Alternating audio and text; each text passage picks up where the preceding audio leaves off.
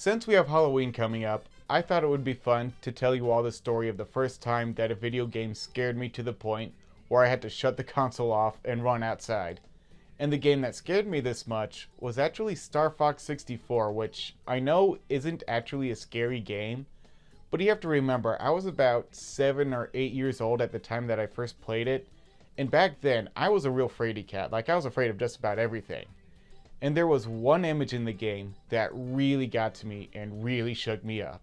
But before I really dive into that, I also want to tell you the story about how I first got my Nintendo 64 along with Super Mario 64, because that's a pretty fun story on its own.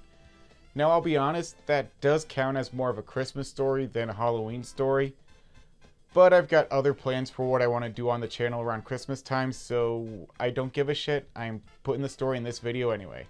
And now really quickly, if you enjoy this video, please let me know by giving it a thumbs up and tell me about it in the comments down below.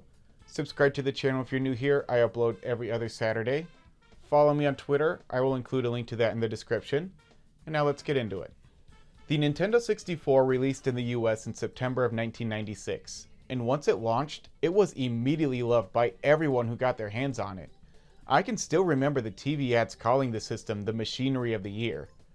But then when Christmas time rolled around, it was really hard to get a hold of it.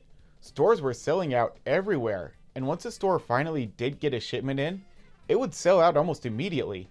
So it's sort of like what's happening right now with the PS5 and the Xbox Series systems. So there were a lot of kids who were disappointed because they didn't get a Nintendo 64 under their Christmas tree that year. But I was not one of those children. My mom went to a Black Friday sale at Walmart super early in the morning. I think it was a sale that started at like 5 a.m. or something like that. And when she got to the electronics department, a manager was addressing the crowd saying, "We only have 3 Nintendo 64 consoles. I'm sorry, but that's all we have."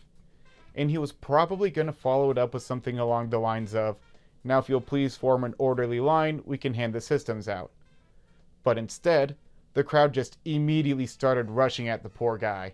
And my mom got caught up in the crowd, so she just started reaching her hands out in the hopes of getting one. And she didn't actually see it happen, but she felt someone put a box in her hand, so she just grabbed it and got the hell out of there. So my sister and I were lucky enough to open up a brand new Nintendo 64 on Christmas of 1996. And have you ever seen that one video of the kids who got way too excited after opening up their Nintendo 64 for Christmas?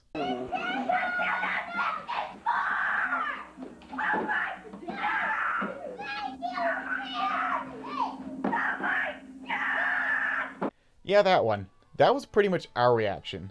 I was only 6 years old at the time, but I could understand that these were really hard to get a hold of, and I knew just how special it was that we got the console that year. We only got one game with the system, but it was the only game we needed at the time, and it should come as no surprise that it was Mario 64. That's why I've been showing footage from that game during this video. This was a game that blew my mind away before we even started playing it. That title screen with Mario's face was so much fun to screw around with. And when you start the game up for the first time and find yourself on this screen, it's only natural to experiment with all the different stuff you can do to his face. My sister and I probably spent like a good 10 to 15 minutes or so just doing this the first time that we booted the game up. Then I can still remember actually starting the game up for the first time and hearing Princess Peach's voice during the intro. "Dear Mario, please come to the castle. I have baked a cake for you. Yours truly, Princess Toadstool. Peach." That was the first time that I had ever heard a voice in a video game, ever, and I couldn't believe what I was hearing. I was like, wait, what? They can make video games talk now? Then I can also remember seeing Mario come out of the pipe for the very first time and thinking, oh wow, Mario looks so realistic. It's kind of funny to say that about the game nowadays, but you have to remember this was the mid-90s. But we seriously probably spent like a good 20 to 30 minutes or so just running around the castle courtyard, totally mesmerized by everything we were seeing on the screen. The only console games that I had played before this moment were games on the NES and the Atari 5200. So going from that to Mario 64 was a huge jump.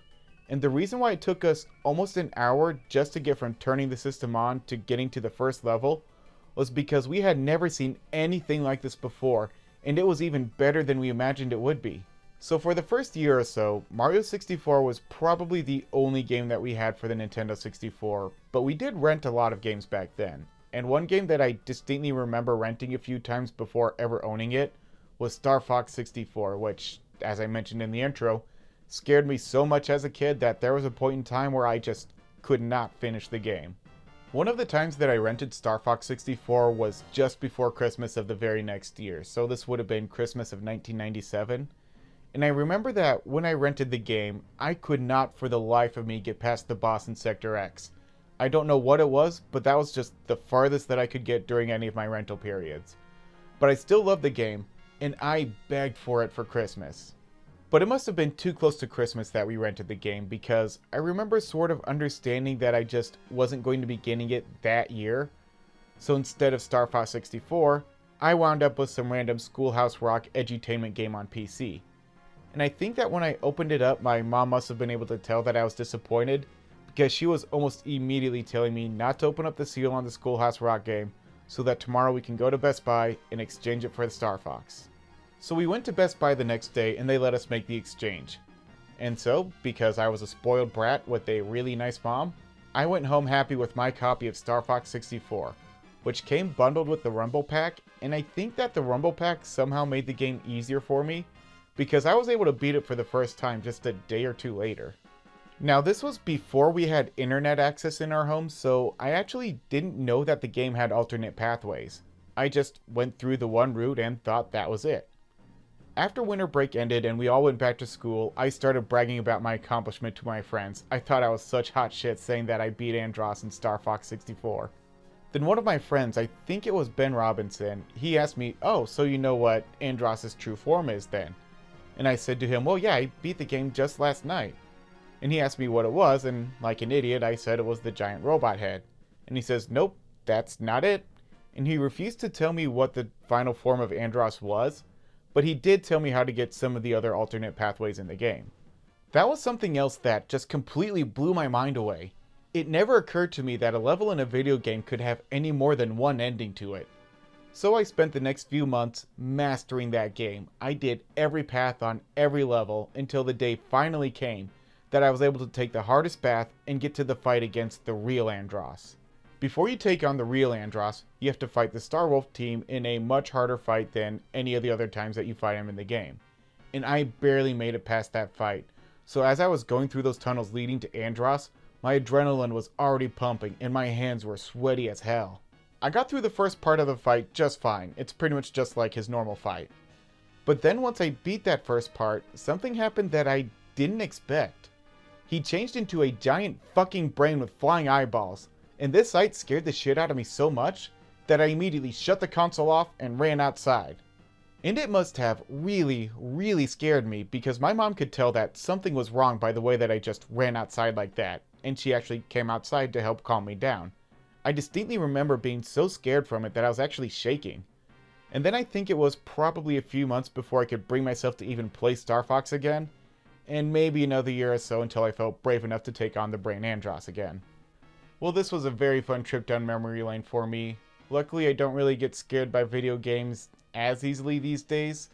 Although, to be honest, I'm still not that much into horror. It just never really clicks for me as a genre.